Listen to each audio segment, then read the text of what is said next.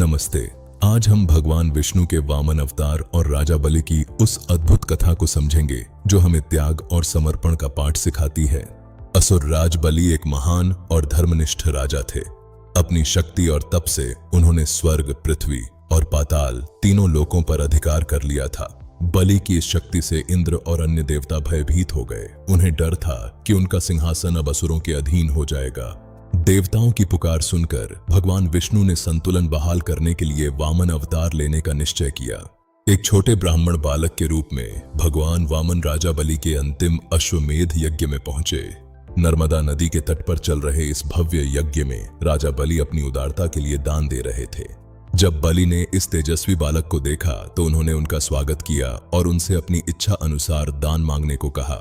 वामन देव ने केवल 3 पग भूमि की मांग की। बलि को यह मांग बहुत छोटी और सामान्य लगी।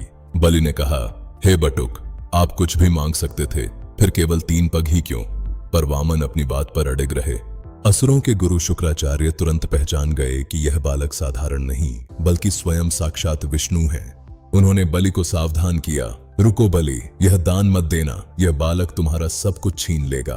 परंतु बलि ने कहा, यदि स्वयं भगवान मेरे द्वार पर आए हैं तो मेरा वचन नहीं टूटना चाहिए। बलि ने जल हाथ में लेकर संकल्प किया और वामन को 3 पग भूमि दान देने का वचन दिया।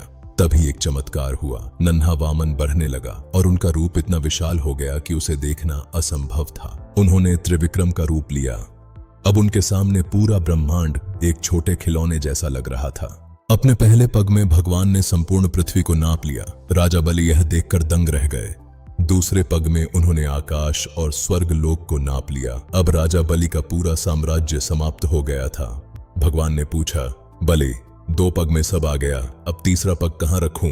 क्या तुम्हारा वचन झूठा होगा?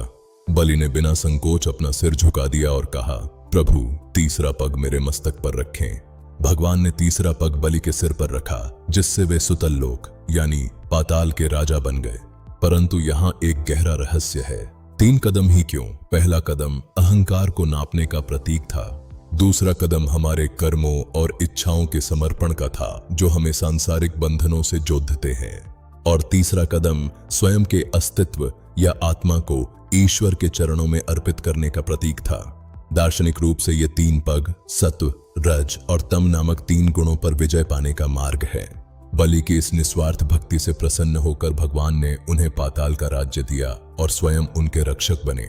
यह कथा हमें सिखाती है कि धर्म केवल जीतने में नहीं बल्कि सही उद्देश्य के लिए सब कुछ न्यौछावर करने में है।